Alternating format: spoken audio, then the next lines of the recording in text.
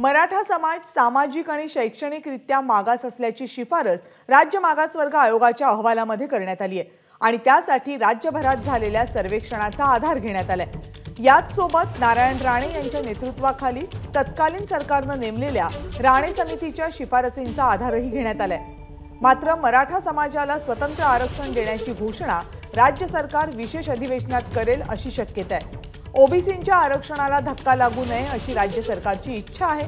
मराठा समाजाला स्वतंत्र आरक्षण दिलं तर आरक्षणाची मर्यादा 50% वर जाईल आणि कायद्याच्या कसोटीवर आरक्षण टिकण्याची शक्यता नाही अशी ही माहिती समोर येते।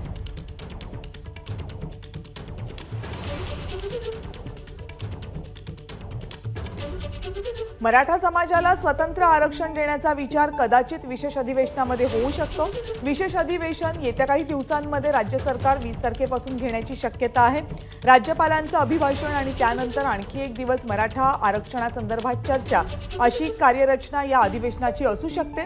मात्र या संदर्भात राज्य सरकार निर्णय नेमका काय घेणार हे अजूनही स्पष्ट नाही। राज्य मागासवर्ग आयोगाकडून अहवाल तर सादर झालेला आहे, पण मराठा समाजाला त्यांच्या मागणीप्रमाणे ओबीसींमधून आरक्षण दिलं जाणार की मराठा समाजासाठी स्वतंत्र आरक्षण दिलं जाणार या संदर्भातला प्रश्नचिन्ह अजूनही कायम आहे। जर स्वतंत्रपणे आरक्षण दिलं गेलं तर ते कायद्याच्या चौकटीत टिकेल की नाही हेही प्रश्नचिन्ह कायम आहे।